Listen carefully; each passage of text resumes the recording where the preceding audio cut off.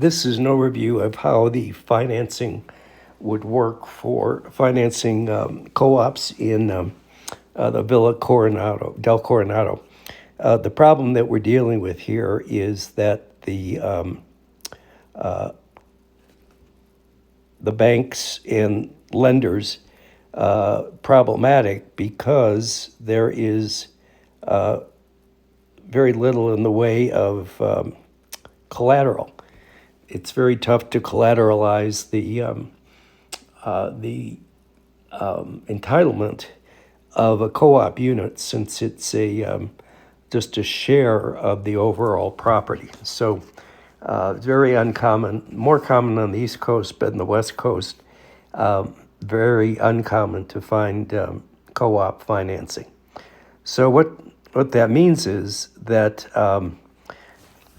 co-op units usually stay on the market for a longer time. It takes longer to sell them, and it really limits the possibility of buyers because the requirement for all cash aren't that many in the pool of qualified buyers, and it generally also means that the valuation gets whacked because in order to sell, the seller has to make it affordable, if you will, in terms of the cash price. So, to me, that really represents an opportunity, and the opportunity would be to the opportunity is to provide finance to be similar to 30-year fixed rate. But in order to do that, or in order to be incented to do that, there would be a risk premium. So it would be at an above market rate for the mortgage rate. And in the case of the way we would do it, we would not be buying and selling speculatively. We would come into the picture only when a buyer and a seller have agreed on a sell buy price, and then we would enter the transaction as a third party. But it's not the kind of market that we would want to speculate on buying a property and then waiting to find a buyer to buy the property with our financing in place. So we would become a third party only when a transaction was already agreed to.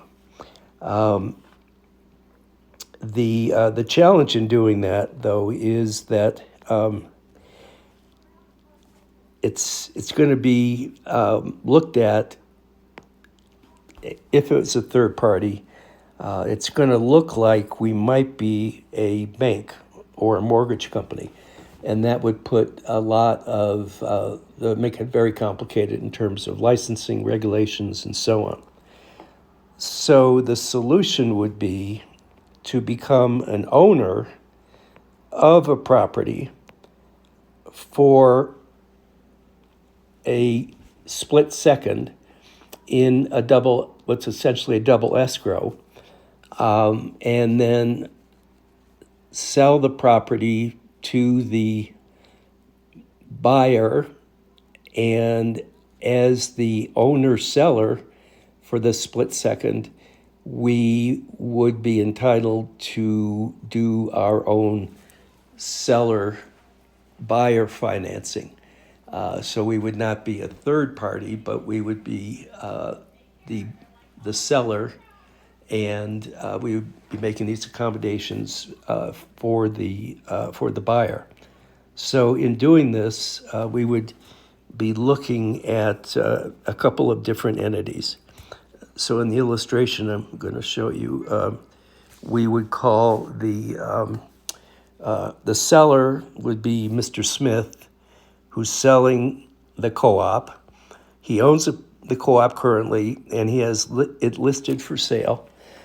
Wesson is the buyer of the co-op. This is the party that has seen the property through Smith's agent is interested in the property.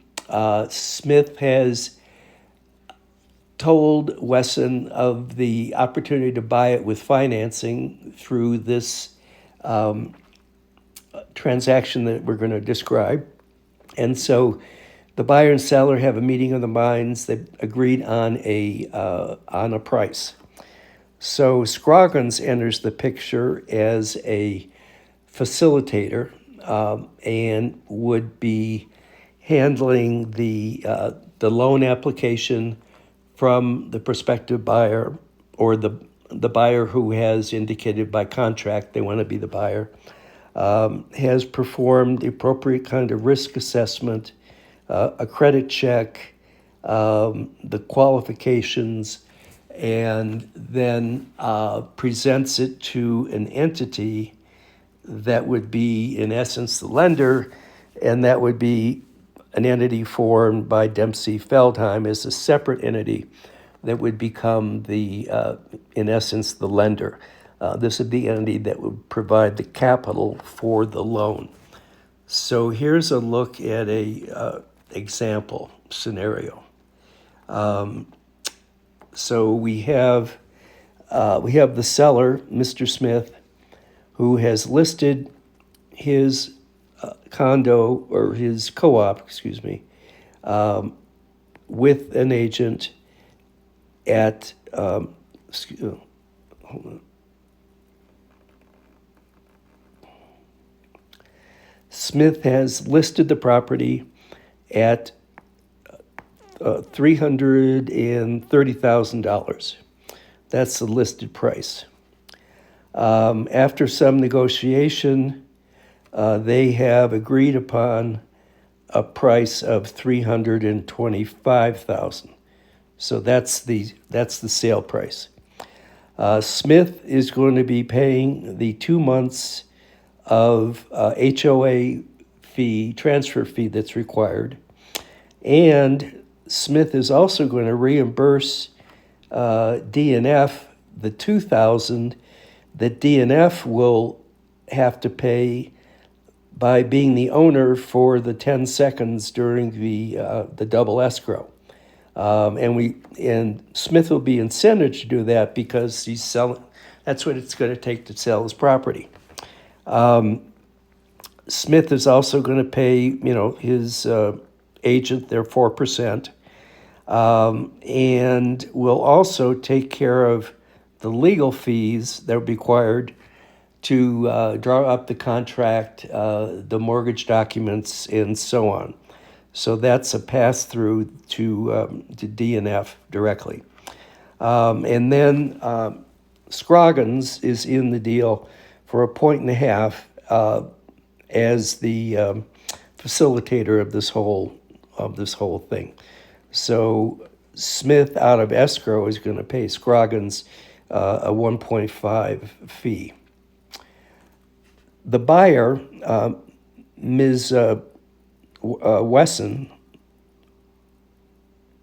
is interested in the property at this $325,000 price. However, in order to get the financing, we have to insert D&F here as the first buyer.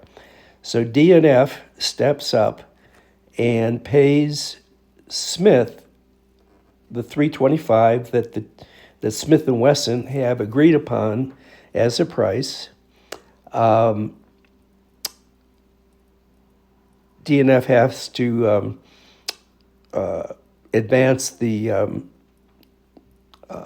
2 months of HOA, but you can see here that Smith has already reimbursed D&F for that, so it really becomes a wash, but it has to go be part of the escrow.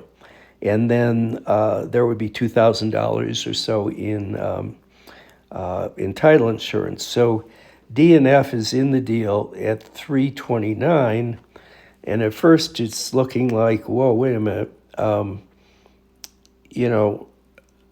The two parties agreed at $325, but D&F is in for $329. But let's see how that works out. So now D&F owns the property. DNF, in the second part of the double escrow, agrees to sell to Wesson at the 325 they agreed. Wesson will pay the $2,000 for the HOA, the advancement of the HOA. Wesson's also going to pay for the appraisal to be able to substantiate the sell price at 325, and they're going to pay for the title insurance. They're going to make a down payment of $15,000, so there's a loan amount of $310,000 and 2 points origination points. So in this column we have all of the funds that are being attributed to DNF.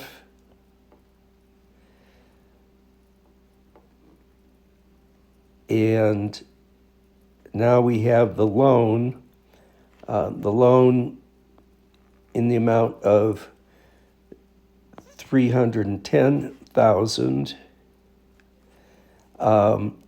The current market rate for 30-year is 6.87. There's a risk premium we're going to be adding of 1.25%, meaning that the face rate on the 30-year mortgage is 8.12%, and that translates to a loan payment. That's just P&I in the Coronado, Villa del Coronado. The property taxes are paid as part of the monthly HOA fees. So the P&I is really what the buyer, Weston, is going to be paying per month.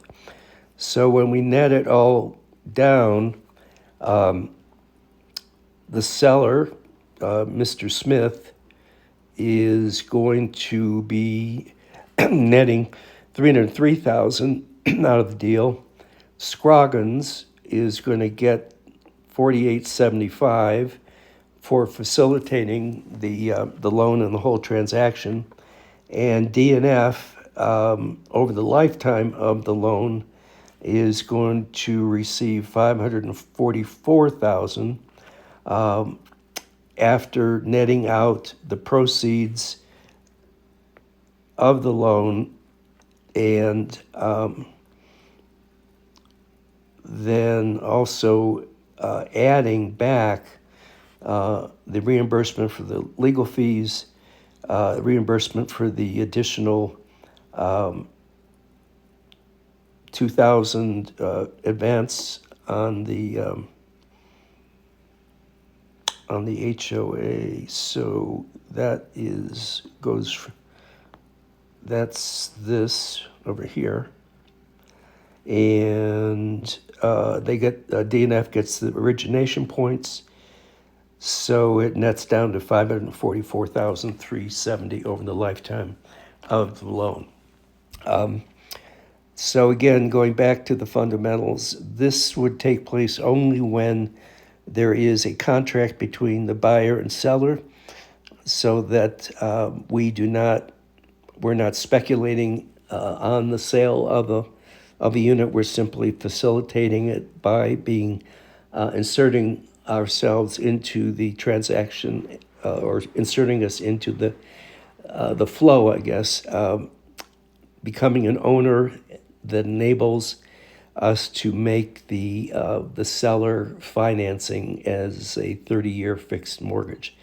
Another couple other terms that we might think about in the loan would be a prepayment penalty. I think you'd want to have the loan in place for at least 18 months before it could be prepaid, and then some sort of percent or dollar amount for prepayment. And then also think about the ability to transfer the loan to another buyer. That introduces underwriting somewhere down the road. It might make this loan more difficult to resell as in a bundle of mortgages. but it might make it a little sweeter for both the buyer and the seller if the buyer knows that when it's time for them to sell, they could transfer whatever is remaining on the loan to the next buyer. But that's something we can talk about in greater detail.